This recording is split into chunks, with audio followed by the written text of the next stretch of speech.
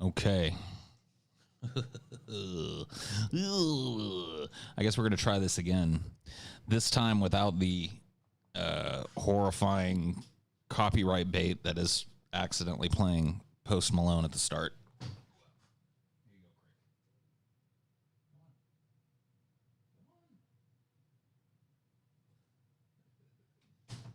Cricket was stuck in here with me. Had a trapped cricket. Was not happy about being trapped. Now he's not trapped anymore. He snuck in here, little bastard. Sneaky little ninja that he is. Good evening, everyone. I am going to try and fix up the chat so that we can get this show started proper-like. Excuse me. I was too fat. Oh, shit. I was too fat to wear my Sprite shirt. That is a sad fact. I can now wear my Sprite shirt again. I've lost enough weight to wear my shirt, which is of a giant American soda. You know, that's basically just sugar water and carcinogens and shit. I was too fat to wear it. Which is a little disconcerting, a little disheartening. Well, what are you going to do? What are you going to do? I feel better now. I feel much better now. All right.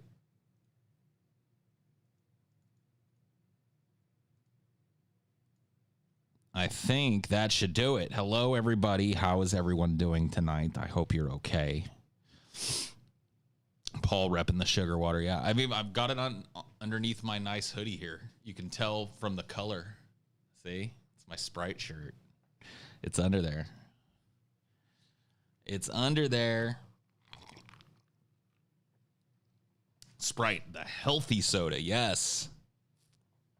Healthiest of the healthy sodas. Dude, I got to show you guys this shit. Most of you probably won't give a fuck, but I don't care. I got this. So I burn a lot of incense because I'm a hippie piece of shit. I love the smell of it. I love the way it, like, I'm an aromatherapy fan. You know what I mean? It, like, actually calms me when stuff smells good.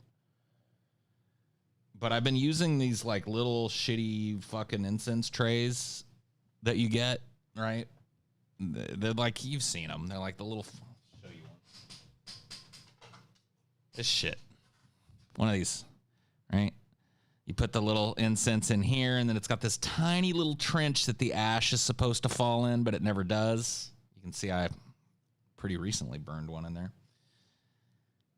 Right? And then what happens is that ashes end up all over my fucking desk, right? All over my desk. I burned all types, but this is what I got. Look what I got. It was like $10 on Amazon. Look at this fucking thing. Dun, dun, dun, dun, dun, dun, dun. This thing is like the coolest incense burner that I've ever seen. You can put two in at once. And look at it. It's nice and deep and hefty. And it's even got like the little rubber stopper things on the bottom so it doesn't. I'm telling you guys, man, I've upgraded. There were some like pretty ostentatious ones. Like there's this one that's like a giant pewter dragon head, and you burn the incense inside of the dragon head, and like the smoke is supposed to come out of the nostrils and whatnot. And I was like, that's kind of cool, but looks like it's gonna take up a lot of fucking space, you know? I just decided to go with this. Yeah, twice the sticks, double the smell. That's exactly the truth. Is that what that's called? A plinth? A plinth? Right now I'm burning this musk, but I'm going to have to order some new incense soon because I'm starting to get low. Starting to get kind of low, getting down to my last couple packs of incense, so I got to order some more.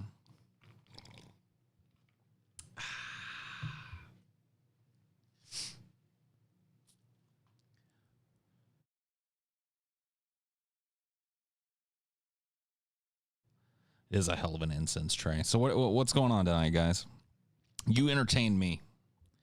You know the rules. I didn't come here to be entertaining for you. I came here to be entertained. Just got a new job, so I'm celebrating. Have some money. Hey, congrats, Preston. Good man. Glad to hear that you're not, one of the folks that is struggling to find any kind of work right now. Not the best economy, so consider yourself lucky. Incense is really great for easy aromatherapy when I'm on the road. Can't plug in a wax warmer in a tent, but you can put a couple sticks in the fire and stick them in the ground, yeah. I mean, I don't know, dude. Like, it just makes me feel better. Like, candles, like the scented candles work for me, too. Incense. I've actually thought about getting, like, they've got, like, these wearable things, like little pendants or whatever that you put around your neck that you put, like, some kind of aromatherapy kind of smells in, and then you sniff it all day. Got nuked? What are you talking about? What are you talking about, buddy? I'm fine. Everything fine. Yeah, essential oils. Yeah. That. But I never could find one that looked like comfy to wear. It's not something that I want to wear like as a fashion statement. I'd keep it probably under my clothes and shit. But then I don't know if I'd be able to smell it. Yeah, I need to get a ring or something that I can just like find certain scents to be calming and induce certain moods. And silly and new age as it sounds, I have an aromatherapy necklace like you. Mine is Mjolnir pendant with essential oil beads. That's cool. I don't have one yet. I've thought about getting one. I said I've thought about getting one. I just haven't been able to find one that, like, I don't necessarily want to show it off, but I don't, anyway, whatever. I dig incense heavy, so I might cop one of those trays. Do yourself a favor and get some frankincense. Yeah, I've burned frankincense and myrrh. I try and get like these big variety packs because I typically don't run across incense smells that I don't like. Yeah, I like patchouli.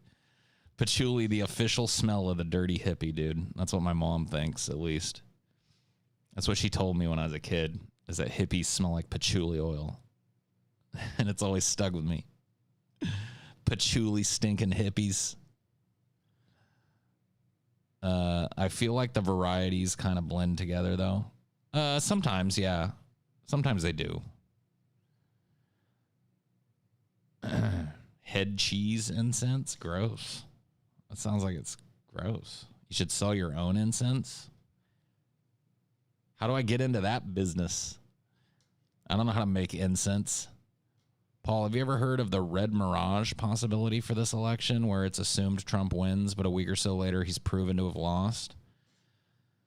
I mean, we've seen similar things, or at least I've seen similar things, like the 2000 election between George W. Bush and Al Gore was hotly contested for weeks afterwards. There was recounts in Florida and eventually a Supreme Court case that basically coronated King George.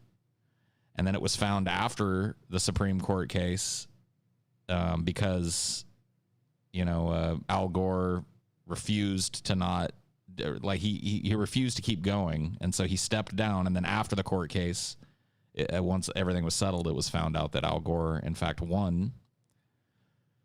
So I think maybe the first time in American history that a president won the election, but his opponent, ended up serving.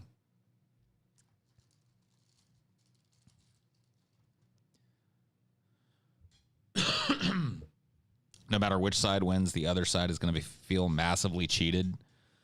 Well, yeah, that's because both sides are really hard pushing this electoral fraud narrative from different angles and stuff, and they're right. It's just that they're the source of it. They're the ones that have been engaging in it and allowing it to happen all this time, and now they're, both sides are screeching about electoral fraud and gerrymandering and, hacking of voting machines and tampering with mail-in ballots and et cetera, et cetera. How do you think Al Gore felt about that? Probably pretty stupid. Like if I was in a horse race for the presidency and then I decided to just I'm just gonna, for the good of the country, I'm just gonna let this one go. And then I found out that if I'd have waited a week, I'd be president. I'd feel pretty fucking dumb. Events like those that transpired in 2000 are an excellent real-world example of how pointless elections are. Yeah.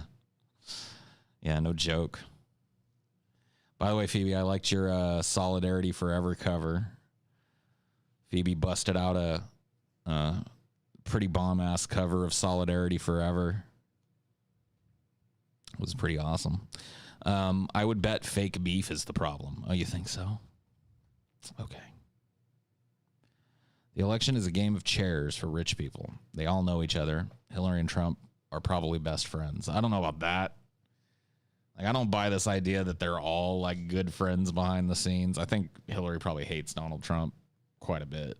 But there are a lot of politicians that may seem rancorous when they're, you know, giving competing speeches on the floor of the Senate or whatever. But, you know, they're playing slap ass behind the scenes for sure.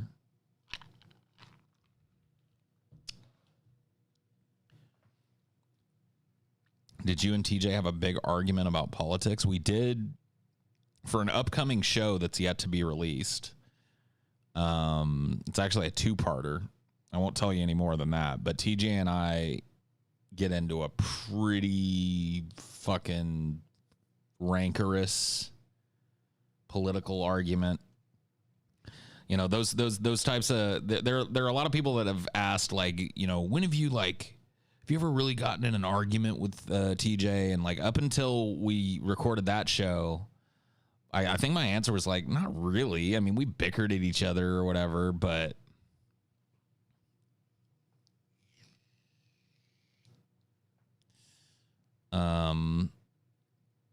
yeah, no, we went balls out at each other's throats. And you guys will get to see that eventually. I don't know when. We got a pretty large backlog of shows, but I would like to get that show out sooner rather than later. But we'll see.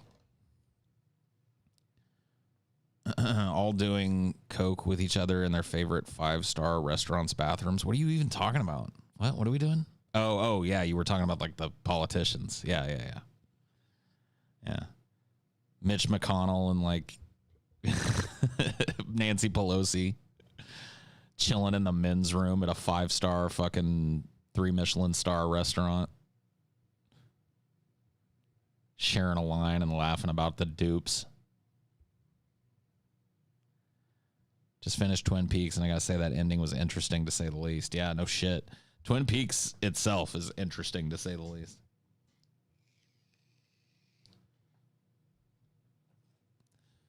I've been in a mood where I don't know. Like we finished Twin Peaks, and my girlfriend watched Firewalk with me. I started watching it, but it was on a night where I was just fucking exhausted, and I ended up passing out. And I need to go back and watch that so that we can watch the return. Incense talk is greater than politics. I mean, we can't just sit and talk about incense all goddamn night, dude. Can't be done. Just finished. Imagine being someone who is mad about WAP. I don't know, dude. Who cares? Who cares, dude? If they're mad about some wet ass pussy, then I don't know what to tell them. Dodos would probably make good pets along with my ducks and chickens if they're as friendly as the stories make them out to be. Yeah, that's probably true. I don't know how well they would get along with your ducks and chickens, but from all accounts, they were pretty docile animals, pretty harmless. I know you're not the biggest fan of discussing Vaush, but do you have any comments on his stance of submitting to mob rule over the right of self-defense? I don't even know. Like I'm not gonna comment on it based on your, very short description. I don't know what his stance is. Like I don't watch Vaush a whole lot. Every once in a while, if he's got like a topic that I find interesting, I peep it, but I don't watch. That's not a slight. I don't watch anybody really on YouTube. So look it up. Nancy Pelosi did what? She did what? Oh, she died? Oh. You got, dude, that's low energy shit. Trying to get me to look up that somebody died. That's low energy. I'm glad that you got rightfully timed. Intelligent people don't go into politics. Only psychopaths want that profession. I don't know if that's true. I think that as it stands right now, it draws a lot of sociopaths and psychopaths. But, you know, I feel like we could change that. Make it a less desirable and cushy job. And, you know, make it completely illegal for anybody that's ever served in any capacity in the government to lobby that body. Like, just make that illegal. So there's no cushy job for you after you serve on K Street. You know what I mean? You don't get to just live the cush life, influencing votes in the chamber that you used to be a representative in. It's the money. It ruins everything. Yeah, it does. Me and my boyfriend are playing chess right now. I'm stoned as can be, and I'm thinking about the game. How does it compare to other strategy games? You see it having a real-world application. I mean, like, I'm not like a chess master or anything. I played a little chess when I was younger. Me and my dad used to play chess. I'm not really great at it. But I do think it's a great template strategy game. I mean, there are a number of games that represent that kind of strategy. Go is another one that I never really learned to play properly. Do they have real world applications? I mean, maybe in terms of like, they're not direct, in my opinion. You know, there's no, like, maybe back in medieval times there you know, there's some troop movement ideas in there or something, but now I think it's more about learning to predict your opponent and learning to plan your own strategy as many moves ahead as possible, and to adapt, to be adaptable. So I think that, you know, the real world applications for chess, if you want to get real broad with it, you know, negotiation within your job space, negotiation, you know, within maybe a labor union. Any time you're trying to get two people on different sides of an issue to come together, you know what I mean? I see it as a geometrical game in the sense of mechanics and a psychological game in the sense of real world play with other living humans. I mean, sure, it's. I mean, that's why it's such an enduring game and why it's still so widely played and widely, you know, loved. Because it's pretty simple. Like, you can learn the basic rules of chess in 10 or 15 minutes. You can learn what moves the pieces can make and, you know, how to take a piece and what checkmate is and all of that in 10 or 15 minutes. But you could spend your entire life playing chess and never be good at it. You know what I mean? Very, very broad range of skill in people that play chess.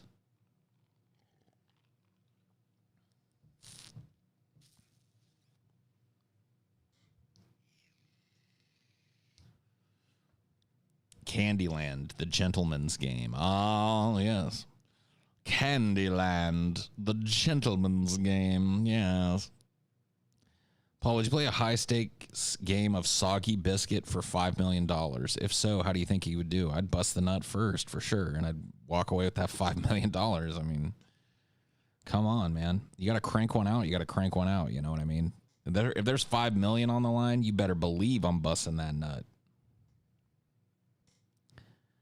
I use chutes and ladders to improve my intellect. It's not working, Trevor.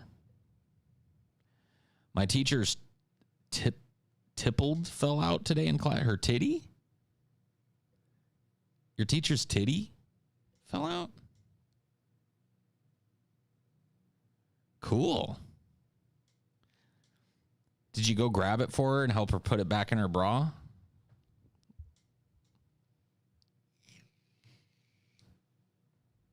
Like was it a big old titty, or was it like a nip slip situation, or was it a big old like bloomp? You know what I mean? Did it plop out there? Did it come busting out, or was it just kind of like she bent over a little too far and you could see a little nip or something?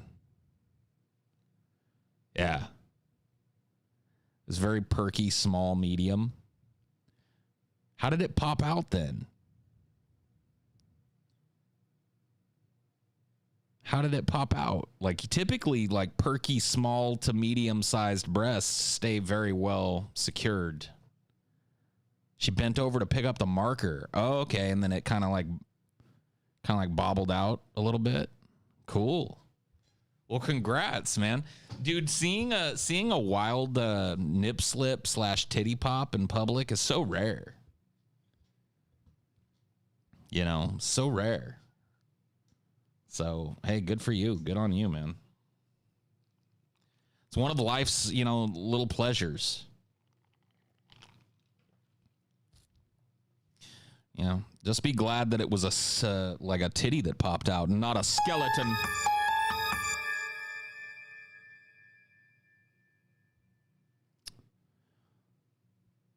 Paul, what's your favorite sex story from Madeira? How oddly specific. My favorite sex story from Madeira. Why does it?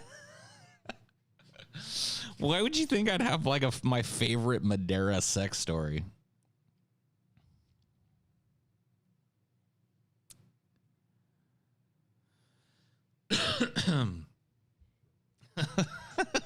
What's your favorite sex story from Madeira?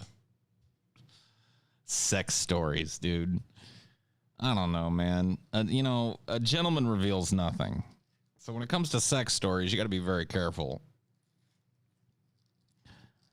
I don't know. I guess probably the funniest thing that happened to me while I was in Madeira was the Archie story, which I've told before. Long story short, we were house sitting. Me and a group of my friends, my girlfriend at the time, were house sitting.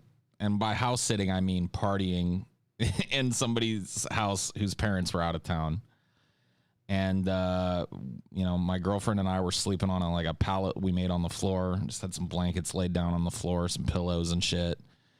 We were getting it on, just kind of making out and shit. She started moaning real loud. And I thought, man, I must be a real good kisser because there was nothing else I hadn't even ventured below the belt. And then, all of a sudden she said, "Oh my God," and jerked the fucking covers back. And lo and behold, there was Archie, the wiener dog who lived at the house, underneath the blanket, going to town. Going straight to town. Going straight for the honey hut, dude. Yep. She thought it was me. She thought I had the magic fingers or something for a second. But Archie was just getting in there. He's just getting in there, man. You're going to pretend you didn't hear that? Why? It happened. What do you want me to say? It was funny as fuck. Hashtag she knew. Maybe so. Maybe so. I don't know. Judging from her reaction, though, I don't think she did. Did she leave? No. No, she didn't leave. We laughed I laughed a lot about it, and she was grossed out about it, and we ended up fucking anyway. So, it didn't even spoil my night.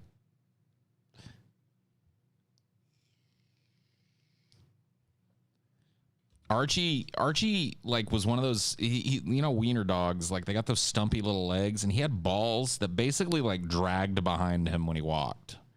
That's a little overstatement, but he just had these huge pendulous nuts that he would just he'd sit down on the couch and he'd flop them over to the side and then sit, and his nuts would be sitting next to him on the couch. It was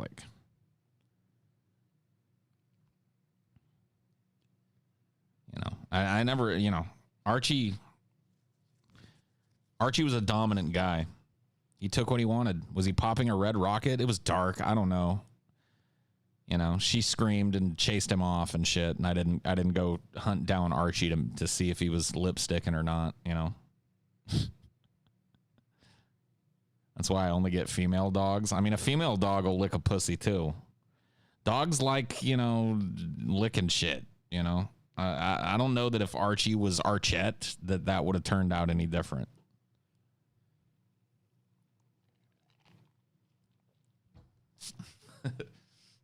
A female dog will lick a pussy too. Bruh. Hey, when you told the story before, you did say he was lipsticked up. Maybe he was. I don't know. Archie beat Paul's ego's ego. Yeah. I mean, yeah, dogs like that WAP. I mean, what are you going to do? Nothing like a bit of bestiality to get things going, yeah. They'll eat and lick anything, including poop. Well, yes, that's a dog.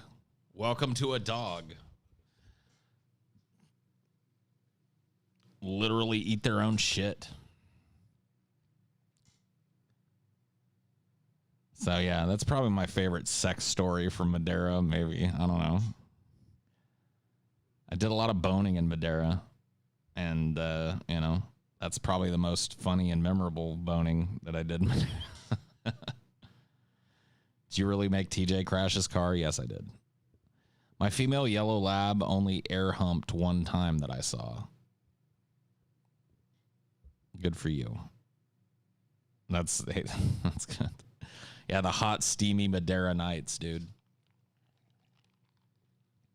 All those tedious, sticky fumblings in the back of cars. When all you could think about was getting out, getting away, getting far from all of this, getting all the way to the FBI.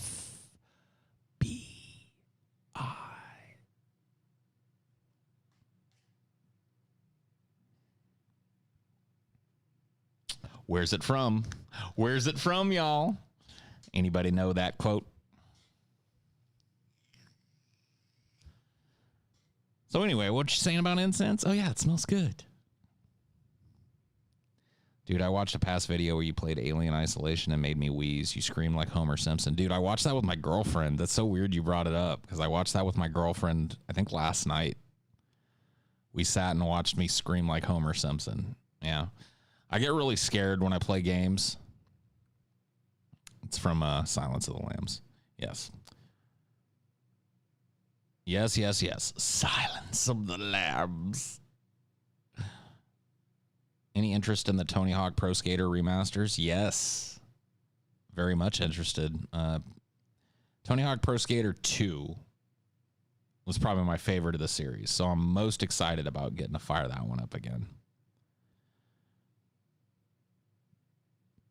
Have you ever watched Death Note? Yes, and we're not going to discuss it. We're not starting down the anime trail. It ain't happening.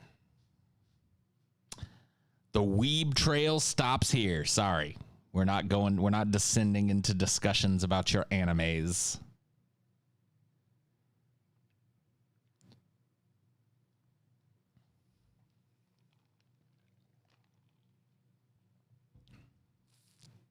I don't know. I liked 3, but I probably spent most time playing 2.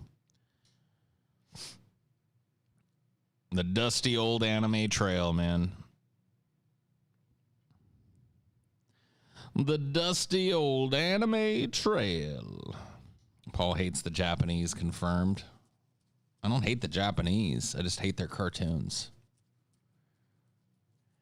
That's not even true either. I like their cartoons. I just hate talking about their cartoons with people who are obsessed with them.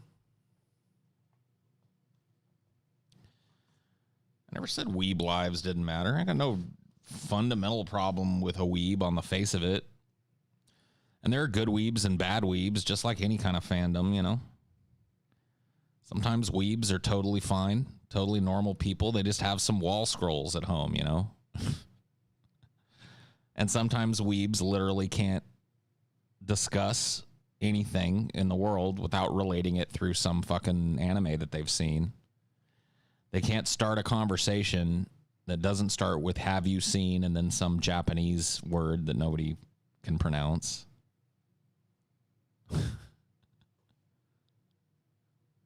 Yeah, all them Chinese cartoons spreading all their goddamn propaganda.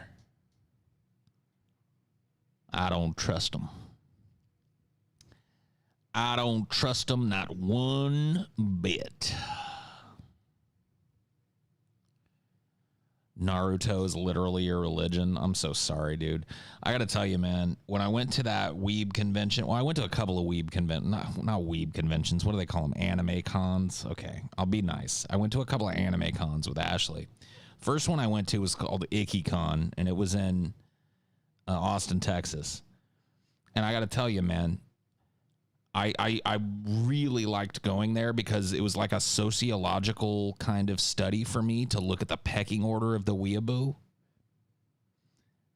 It's Icky I-K-K-I, not Icky, like Icky you.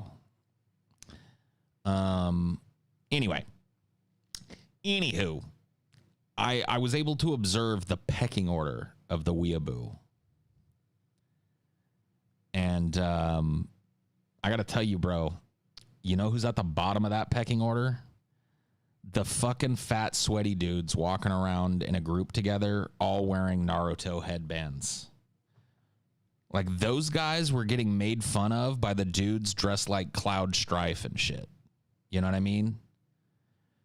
Those dudes were getting made fun of by the dudes that were like, and the ladies that were like cosplaying, you know, fucking little, you know, fucking high school girls with superpowers and shit. Like, I'm telling you, dude, the fat Naruto dorks that were all roaming around with those fucking Naruto headbands on, and they're just like soaked in sweat too.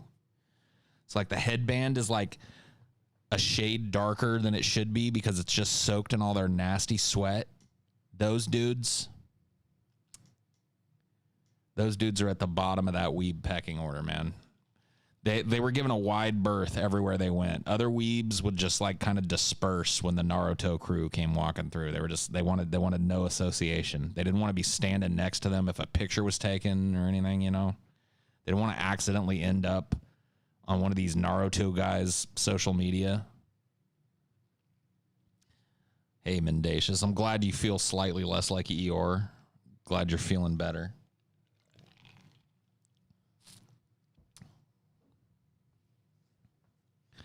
They got a whiff of the Naruto weeb stench. Yeah. Yeah.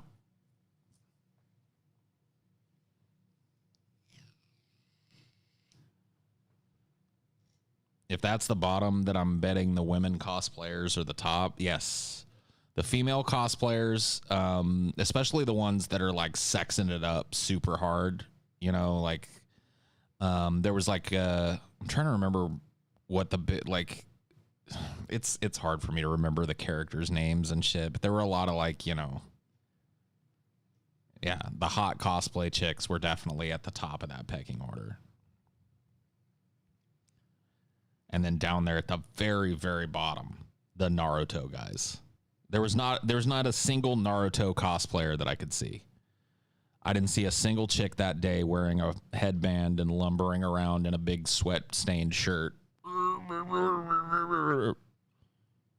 Taking pictures like they're Naruto running.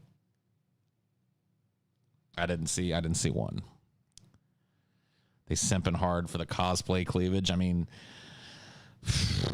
seeing some of it, I can understand the simping. I can understand the simping, dude. Some of these ladies that do this cosplay shit, they go 100% all the way out. You know what I mean? And it's just like,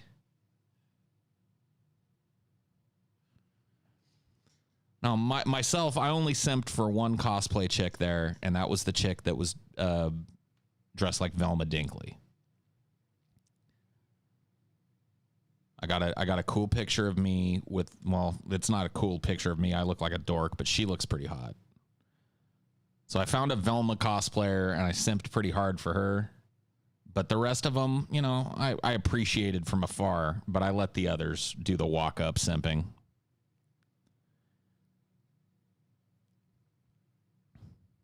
Belle Delphine simps enter chat. Dude, that chick, there's something about that chick, dude. She's simultaneously, like, I'll admit it, she hot. But she's simultaneously hot and really, really disconcertingly creepy to me for some reason. There's something dead in her eyes. It's like, don't know whether to get boner or run. You know what I mean? I don't. There's something wrong. There's something strange going on with her.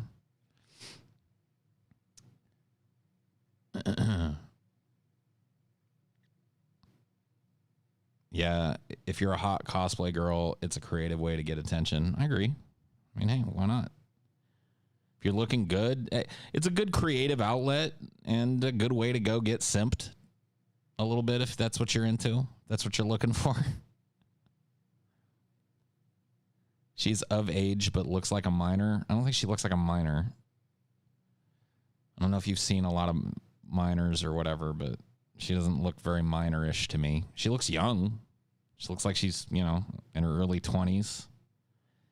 She ain't got no integrity. She's Belle Delphine doesn't have any integrity. Uh-oh.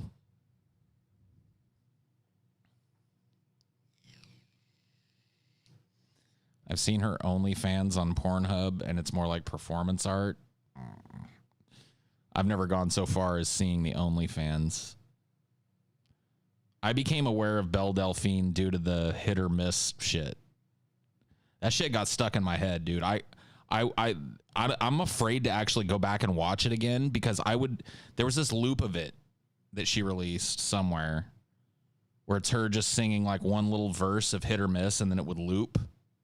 And I'd just sit there like I caught myself doing it. Like I'd play it and I'd go like, and I'd just watch it over and over and over and over and over and over. And I was like, what am I doing? And I think that whatever it was that had enthralled me there is what keeps the simps buying her bathwater and shit. It's just like an extra helping of whatever I was going through. You know what I mean? You got a boyfriend. I bet he doesn't kiss ya. Just like, what's going on here?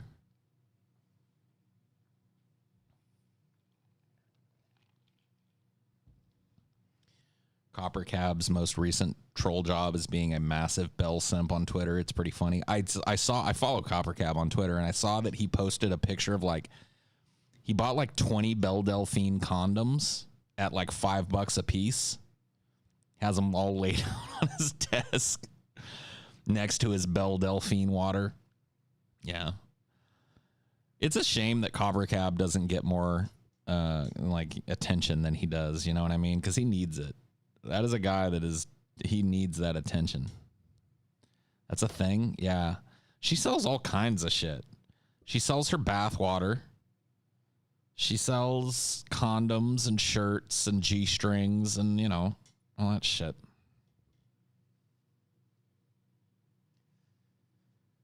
Do you know he had a reality show? Copper Cab? Yeah. I know he was on a reality show.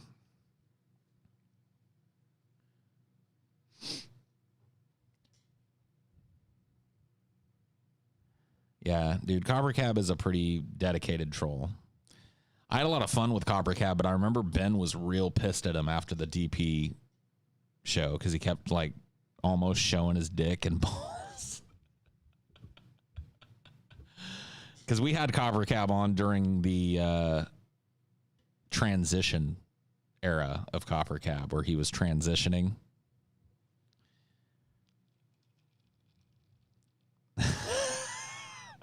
I had a fucking blast on that show. And then I remember when the show ended, Ben was so fucking mad. I think TJ was too. And I was like, oh. I had fun.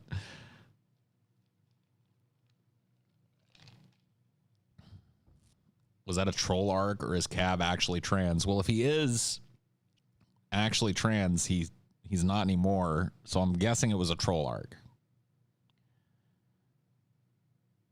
I remember when he appeared on screen in the bath. I wasn't ready. Oh, it was beautiful. It was It was fun.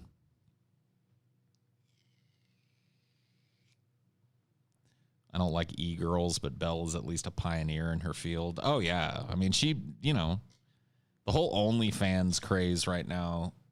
I think Belle Delphine is pretty much responsible for that. You know what I mean? She was the first chick to get this notoriety and just be like have dudes lining up to throw money at her just for existing. You know what I mean? That I can remember. I mean, I'm sure she wasn't the first, but she's the, I think, the most relevant example.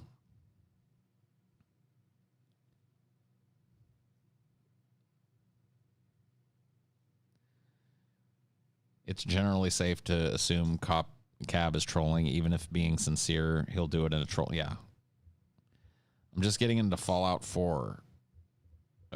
What's your favorite thing about the Fallout world mythos? I don't know, dude. I don't want to talk about Fallout tonight. Sorry. Just not interested. Hey, Paul, love the stream. I DM'd you on Instagram the other day, sent you a picture of your doppelganger. Oh, yeah, I don't check Instagram anymore, so sorry. But yeah, thanks for the $10. Like I found out pretty quickly what Instagram is for. And now that I'm in a relationship, I really don't need it anymore. You know what I mean? Unless I'm wrong, unless there's some other use for Instagram.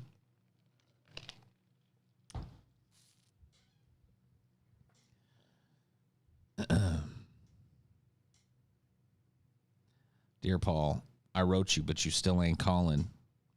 I even sent you an Instagram DM with your name on it.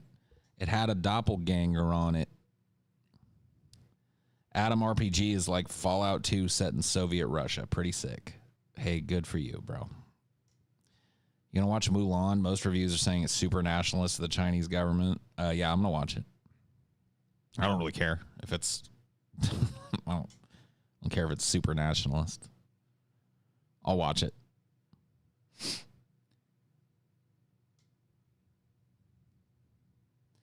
Dear Paul. Fart!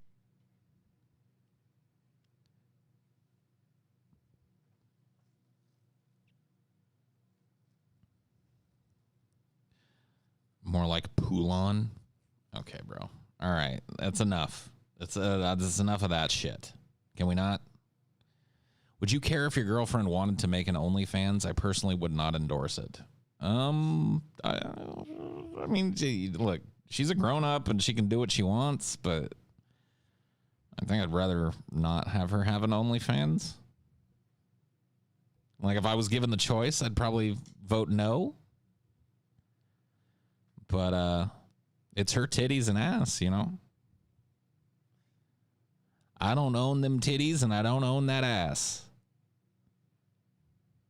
I'm just lucky enough to get to play with it. Who's your favorite type of character to portray? I tend to get typecast in funny roles, and I like playing comedic roles, but I really, really relish playing a villain.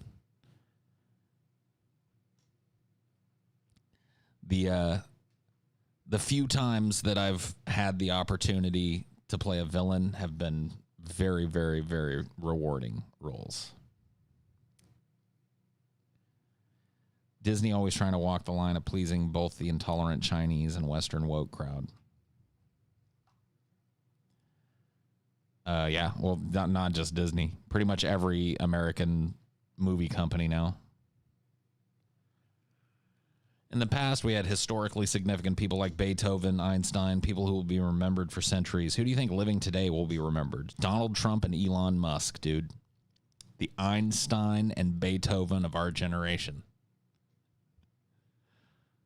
I mean, I don't know. It's hard to know. A lot of the people that you mentioned, I mean, some of them came into prominence during their lifetime, but a lot of people, you know, artists in particular, didn't become prominent names until well after their deaths. And so it's hard to speculate who's going to be important and who isn't, you know.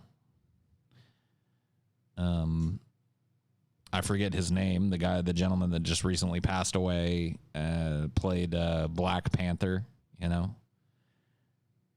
He seems to be someone that a lot of people looked up to and died very tragically.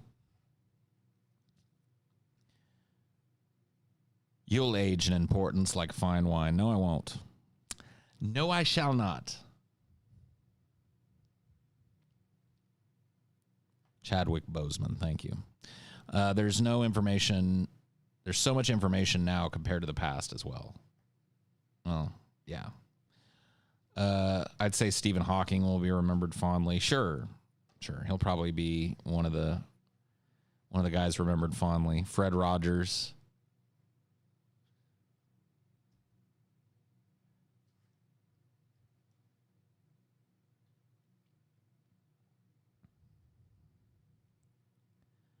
People remember that guy from Black Panther. Nobody remembers the name of.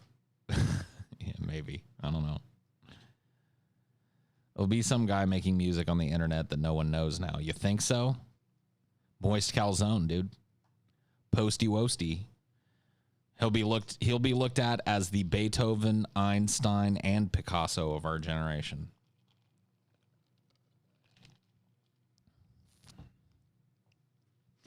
I mean, Christopher Hitchens, his image has already been tarnished due to his more conservative bent.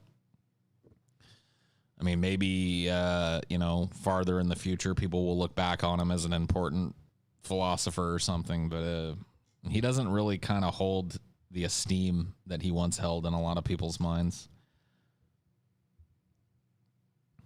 I still think he was brilliant, but ultimately misguided when it came to his kind of warmongery position.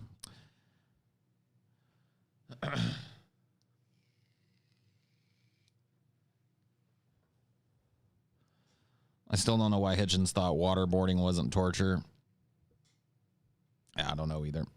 It's weird how today's time will not be forgotten. Almost everything is archived. The work of a historian in the future will be different, as there is lots more information today. It's going to be kind of the opposite problem that historians have now. Historians now struggle to find, relevant bits of information and connect the dots to create a picture of a historical figure that's somewhat accurate and, based on the little blurbs of relevant things that they can pull from. And now, in the future, it'll be sifting through the bullshit. There'll be a glut of information, and they'll have to look at it and decide okay, this was probably real. This probably wasn't. This was probably a troll. This was probably just a hateful narrative that was set up around this person because they were, kind of an activist that agitated. This was right. This is, it's gonna be fucking insane.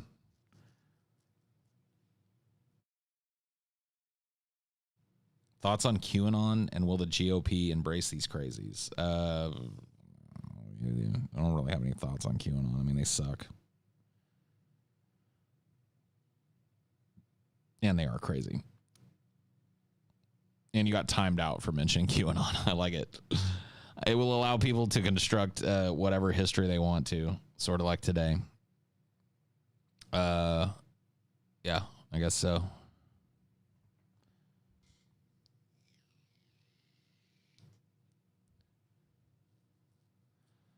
Hideo Kojima will be remembered well when video games are seen as high art in the future. There's a lot of assumption in that. Assumption number one, video games will be assumed or will be considered high art. Assumption number two, there will be a future. Assumption number three, the future that there will be will include video games. Assumption number four, people in the fucking future will give a fuck about video games. And the list goes on. You made fun of that guy for being swarmed by all those people, but if that was you, you would have curled up into a ball. Are you talking about Rand Paul? You talking about me making fun of Rand Paul for being a pussy?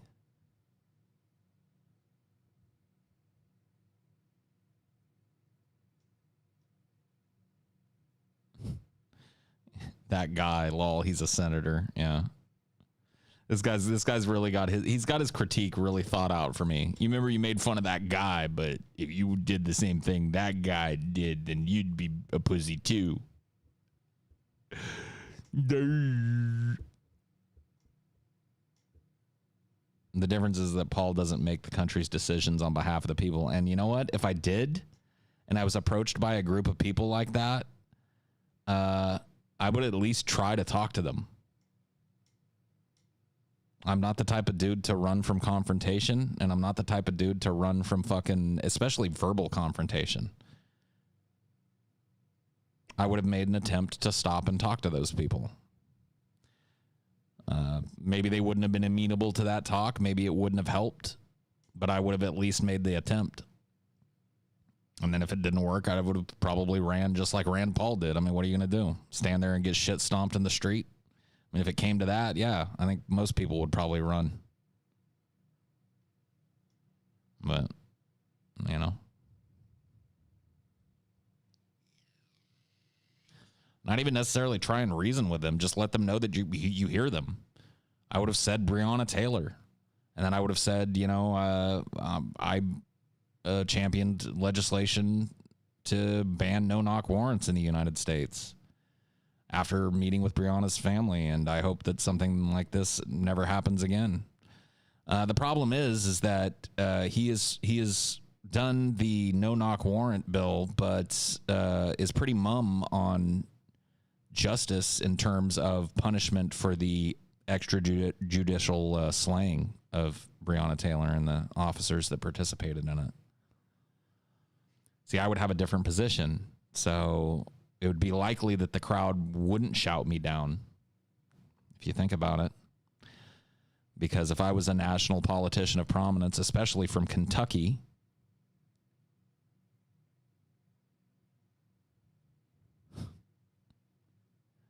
you know what I mean? I would probably have a lot of things to say about the police officers that participated in the killing of Breonna Taylor.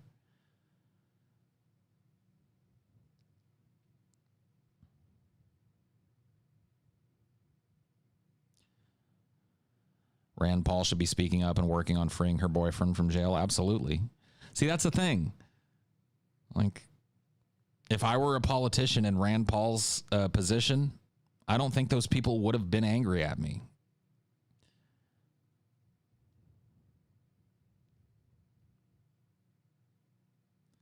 No one can buy security. If it was bought, there is competition. Huh? Huh?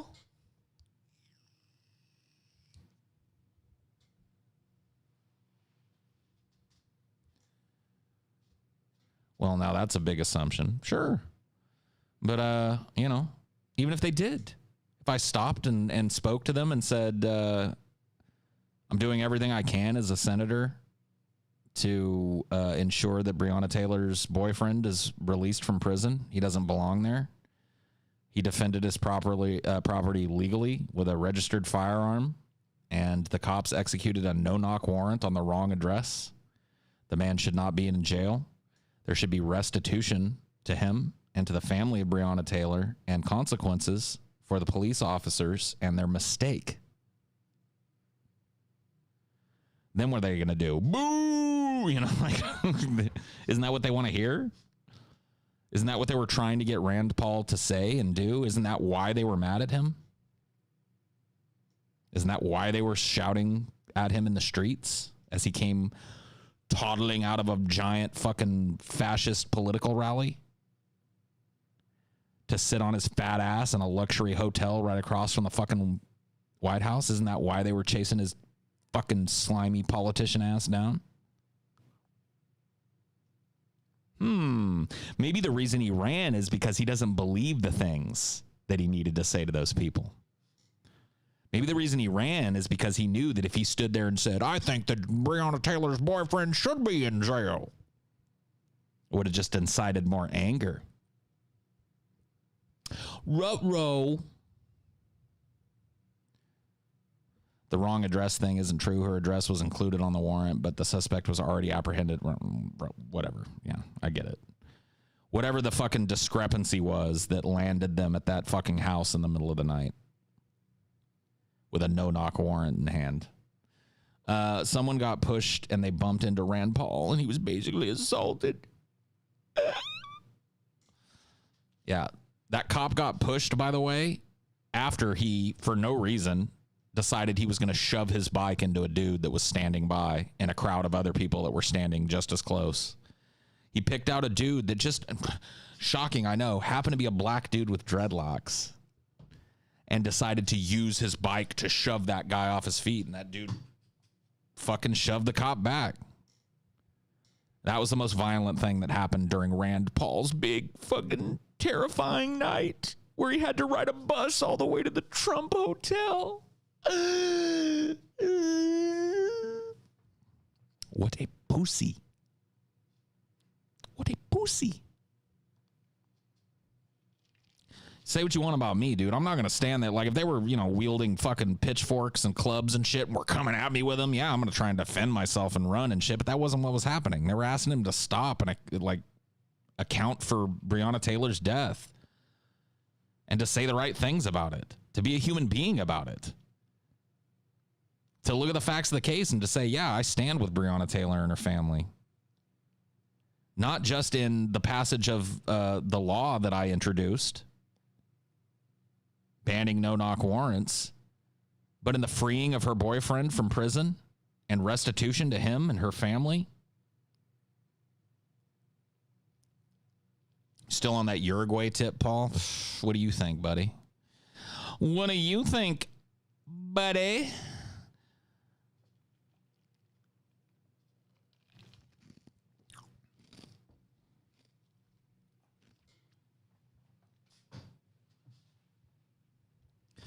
Somebody please think of Rand Paul. Better hurry up before Brazil annexes Uruguay. Yeah, that is a big... I got to tell you, there's some ups and downs to the Uruguay thing. And the fact that it's just it's a small country right there and shares a southern border with, or shares a northern border with Brazil, and how crazy Brazil is. It gives me a little bit of hesitation.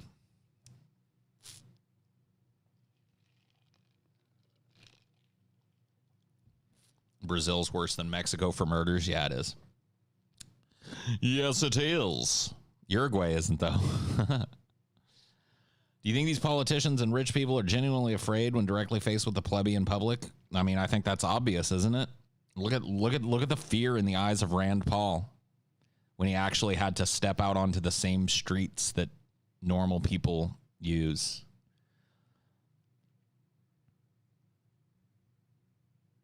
Paul, you talked about this already, dude. I'll talk about it again and again and again and again and again, Gupta Gupta. You want to know why? Because I'm an autonomous 40-year-old adult. I'll sit here and talk about nothing but things I've already talked about for the rest of my fucking life. How do you like me now? Now that I'm on my way. Do you still think I'm crazy standing here today?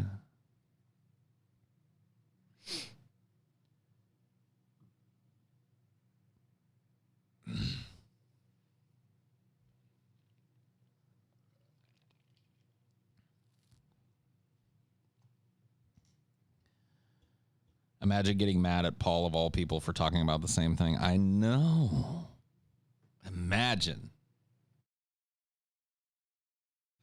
Uruguay or Pismo Beach. I mean, Pismo is beautiful, but unfortunately it's attached to the United States, so Uruguay.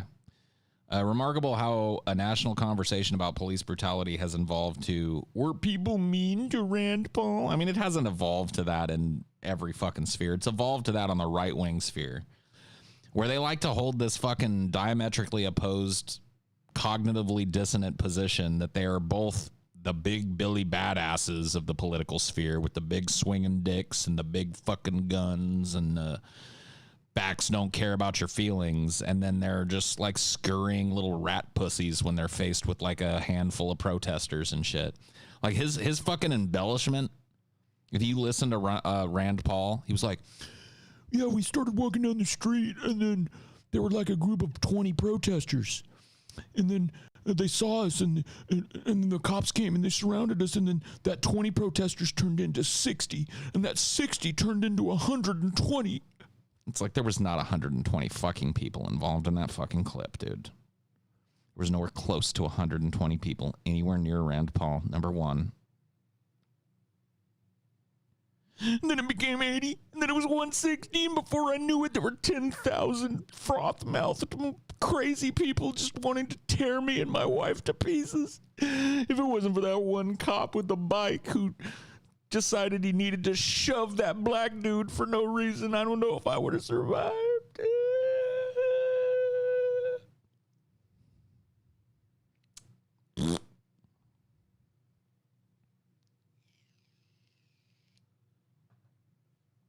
They were literally ripping his clothes off and clawing his skin. I know.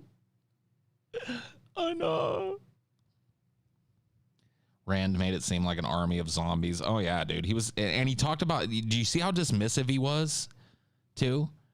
He called them idiots. He was like, I'm surrounded by these idiots. It's like, that's what you, like, oops, mask off for a second, huh? That's what you think of your constituency, huh? So you're a public servant serving at the highest national level that isn't the president, and you think your constituency who petitioned you as you were walking out of a political rally for a redress of their grievances are idiots? Go fuck yourself, blue blood. This is why I was so harsh, and I said every goddamn fucking politician should face this. Because these blue blood motherfuckers need to go seek employment elsewhere. Go grift elsewhere. Get out of the political grift. It ain't for you. They should be faced with people, forced to be faced with people. Every goddamn politician of national or state level prominence should have to do a fucking open town hall once a month. No fucking like randomly selected fucking people. No fucking stacking, no bullshit. Anybody that wants to come can come until the venue is full. And then you sit there 6-8 hours sweating your balls off and let these people fucking yell at you. Every goddamn fucking politician should go through this. See, the fact that it's a cushy job where they get to fly around the world and go on golf junkets and never have to see the hoi polloi, that's why these rich fucks seek that office. Fuck these tenderfoots. Get the fuck out of here. Send them back to Martha's Vineyard where they belong to sip fucking expensive wine and talk about fucking how much money they got. Fuck these vampires. Get them out of our fucking government.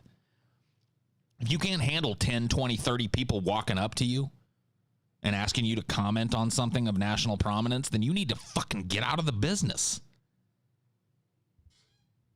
What are you doing, you soft little fucking velvet suit wearing fucking pussy?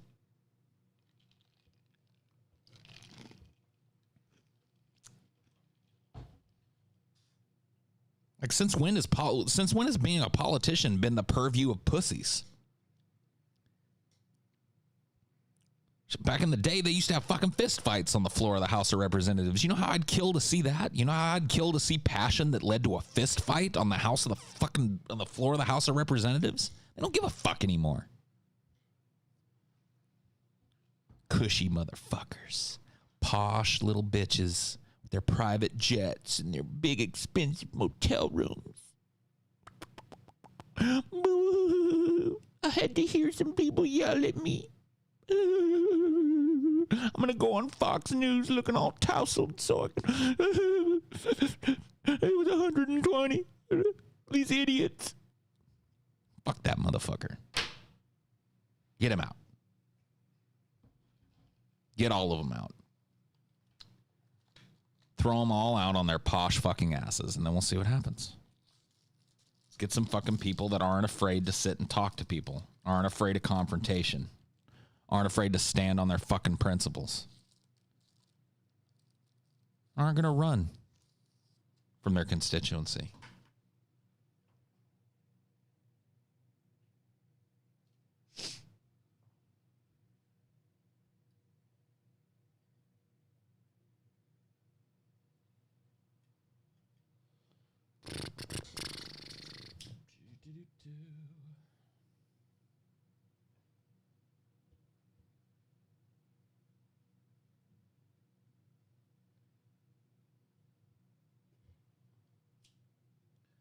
bum, bum, bum, bum.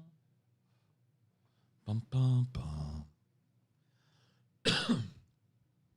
Saddest thing is that all these people were voted into office. Well, that's because we've had our entire electoral system completely fucking jerked out from under us. Completely and utterly bought and paid for and removed from us. Paul, you have no idea what it takes to be a politician in this day and age. Stop spreading this ignorance already. But Gupta Gupta knows, though. Gupta Gupta, the no-profile pick guy that's been muted 3 times in a row tonight. He knows all about politics, though. Get the fuck out of here. You got to get up a little earlier in the morning to get one over on me, Gupta Gupta. Okay?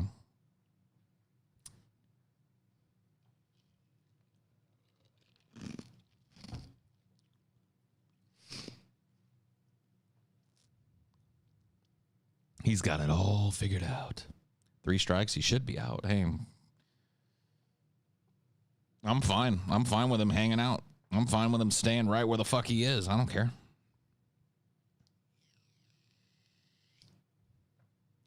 Say the last president that represented the will of the people was Roosevelt. I'd say you're probably right. You're writing in Gupta Gupta. Hey, good for you, buddy. I want to let him speak some more. Yeah. I study political science. Look at you, buddy. You a college kid? Nice. Nice, dude. You taking Poli-Sci 101? What classes are you in right now? I've taken a few sociology classes. Not a ton, but I got a little college under my belt.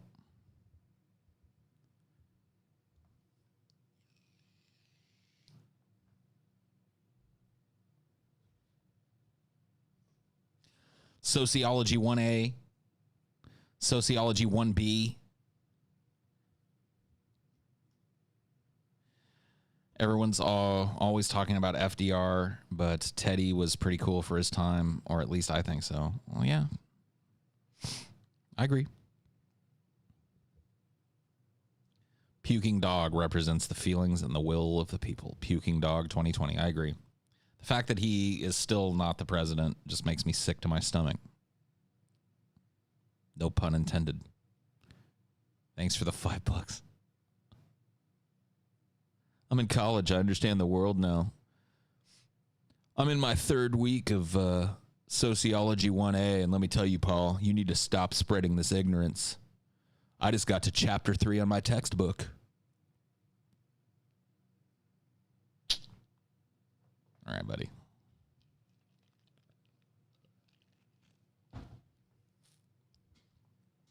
Haven't read it yet, though, but that's my homework. Got to read chapter 3. Then I'm really going to be able to pwn your ass, Paul Zigo. This is only chapter 2, Gupta Gupta. Imagine chapter 3, Gupta Gupta. I think sociology actually supports what you say. Yeah, I think it does. You just don't understand, Paul. Rand Paul is actually a super nice guy when you get to know him totally. Oh, I bet he is. I bet he's just a pleasure. I mean, he's just a total pleasure to be around. Total nice dude. Dude, I've got like mustache hairs. Can we? There's a couple of little wily ones that instead of growing down like they're supposed to, they like grow kind of like they go up and then they're like, tickle, tickle, Paul Zigo. Oh, yeah. Do you like the feeling of little hairs brushing up against your nostrils? How do you like that feeling, Paul Zigo? Is that what you want to do? You want to sit and have some little hairs constantly tickling your nostrils? No. Leave my nostrils alone.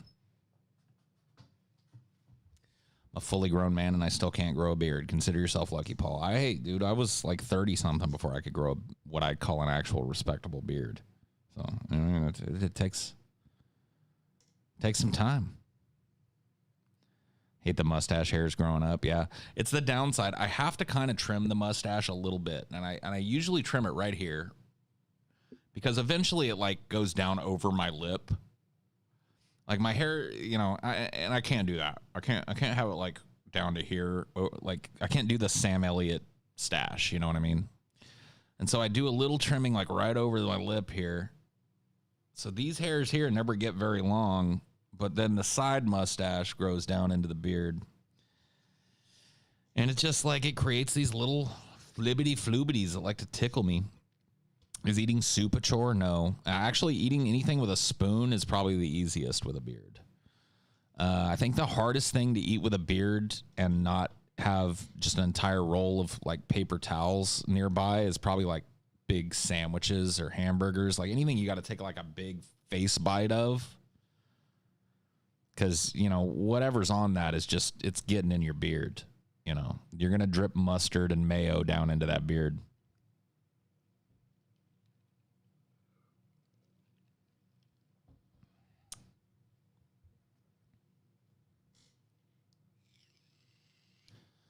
A cheesesteak, yeah, would be a good one. Like a cheesesteak, or think like a big sloppy bacon burger with a bunch of cheese on it.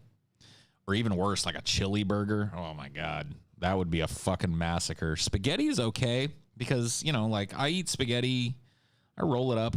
You know, you roll it on your fork and you can get, like, if I can get something in a decently sized bite on a fork, it's pretty easy to eat without the beard interfering. But I'm talking about, you know, stuff you got to eat with your hands, hoagies and big burgers and big floppy, you know, muffalettas and shit like that. That type of stuff is kind of hard to eat. Worth it though. You just got to keep a napkin nearby. You do not have the personality of a 40-year-old. What exactly is the personality of a 40-year-old? I wasn't aware that there was a boilerplate personality that all 40-year-olds kind of lock into.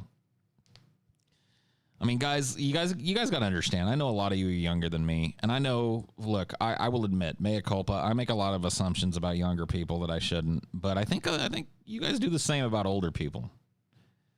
You know,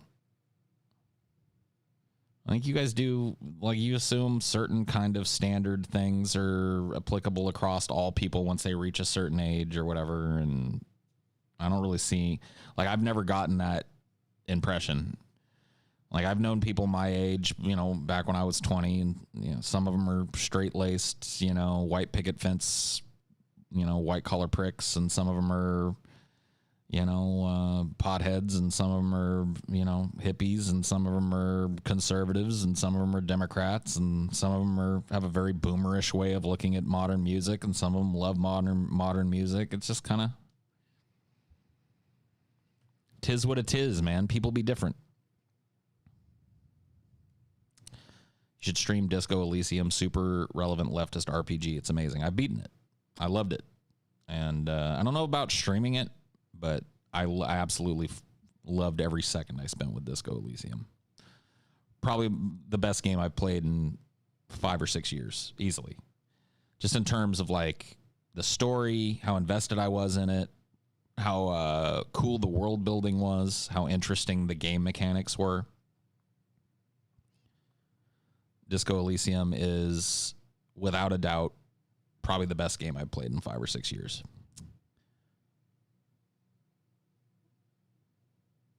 There's a lot of reading involved, but I think it'd be kind of cool to do voices and stuff. But it would be a pretty slow LP, you know, and you have to read to do it, you know. But I think if I add a little panache and flair and came up with some voices for some of these people, like I can do the basal ganglia. Darkness washes over you once again, and here you are, floating in the blackness. You know, I could do it.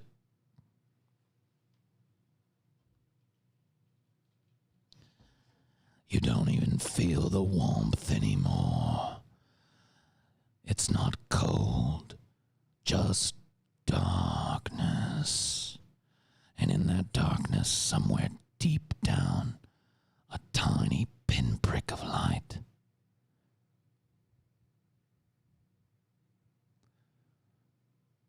Playing through it right now, yeah.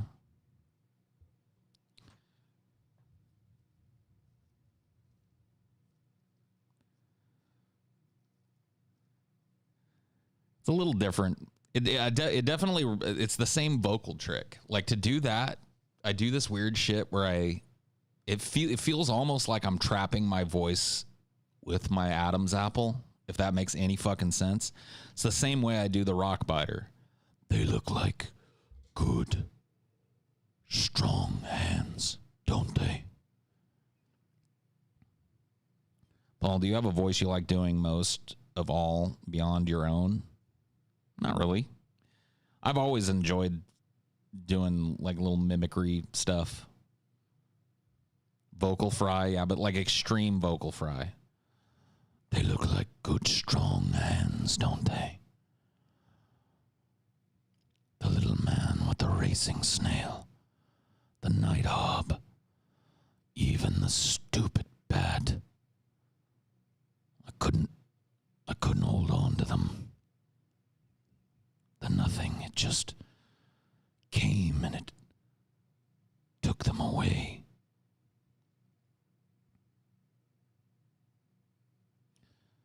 Have you changed your natural voice? What do you mean?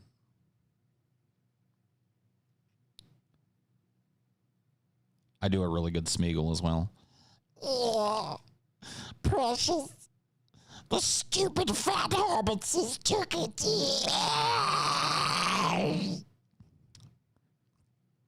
I've got a pretty bomb ass Gollum Smeagol too.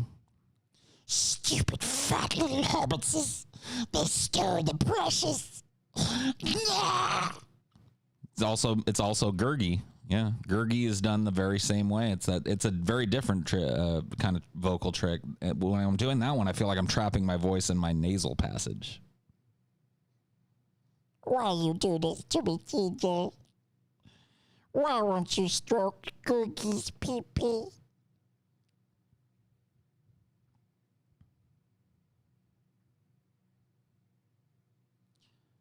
Wish they cast you as Baron Harkonnen in the new Dune. Me too.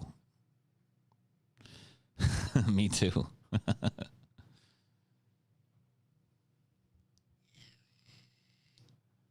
Can you do Elmer Fudd? Meatwad? Meatwad's a little... Meatwad. Gosh, I don't know. I can't really do a Meatwad. I'd have to hear Meatwad again. It's been so long since I heard Meatwad. Meatwad. Meatwad. Let me hear some Meatwad. Good job, Frylock. Now give me 10. Come on, man. I ain't going for that. Actually, you know what? We could all quit. One of us wins and shares it with everyone else. But what if I decide I want to eat it all? Get real, Shay. You can't eat it all. I can try, can't I? You know, I have been TTing all over this bun for about... You know, I have been TTing all over this bun for the last couple of hours. You know, just not trying to change the subject. About 7 days now. Fine. I've been TTing on this bun for about 7 days now. Not bad. It's close. We'll all quit together, all right? Yeah, I loved Aqua Team back in the day. Or Aqua Teen. Sorry. Aqua Teen Hunger Force.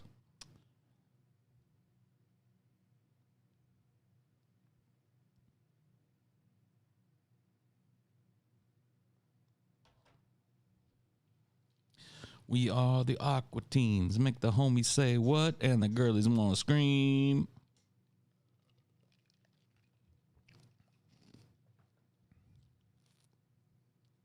Marvin the Martian. I could try. This is... Behold, my Illudium Q36 explosive space modulator. Not really great. I could really work on my Marvin the Martian. Illudium Q36 explosive space modulator. Can I do a Carl voice? I don't know.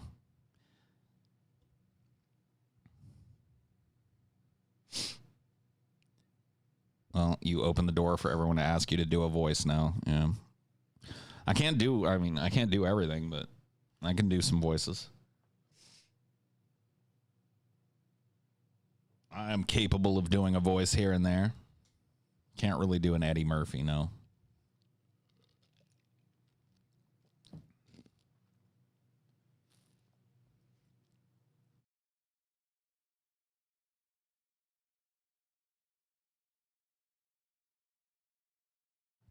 Homer's really tough, yeah.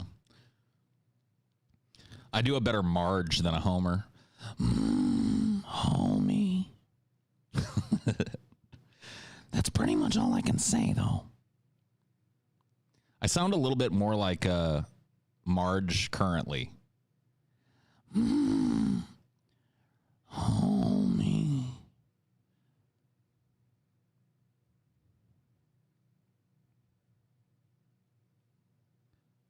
Do Apu and see if you get canceled. No, I'm not going to do Apu and see if I can get... Marge has the N-word pass? She does? I didn't know that. I scream like Homer, yeah, but that's just natural. I can't fake that scream. Like an alien has to pop out. Or a skeleton.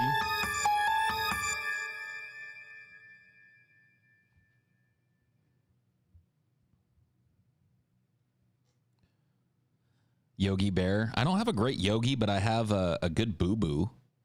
I don't know, Yogi. The Ranger will be here soon. Nonsense, boo-boo boy. We will get a picnic basket.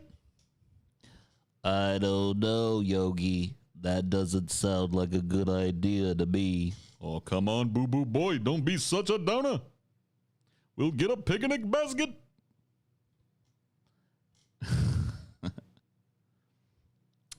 You guys remember Droopy Dog? Hello, my name is Droopy, and this here is my son, Dripple. Droopy Dog. Can't really do a Donald Duck, kinda. Can't really do the talk, though. Never really got good at the Donald Duck.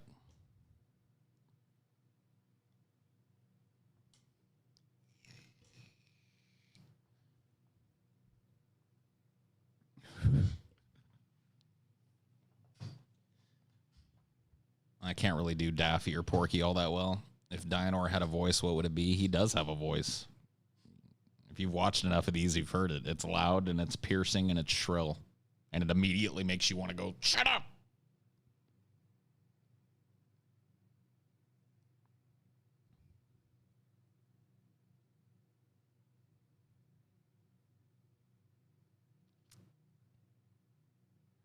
Krusty the Clown. Boy. I don't really do a Krusty the Clown, sorry. Ren and Stimpy.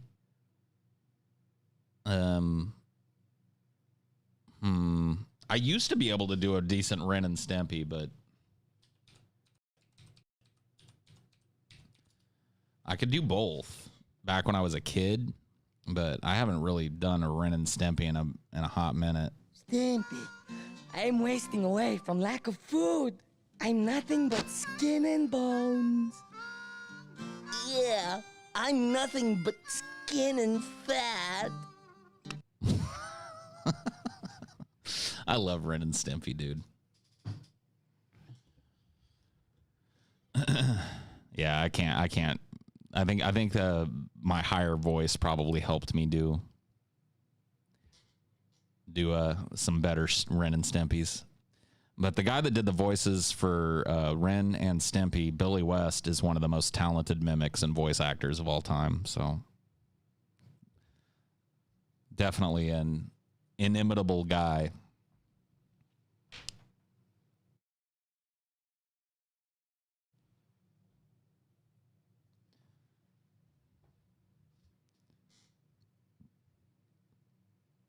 Too bad John Chris Falushki or whatever. Yeah, he had a pretty big falling out with Billy West. The hardest impression to do is Voldemort. I could probably do a Voldemort. Let me see.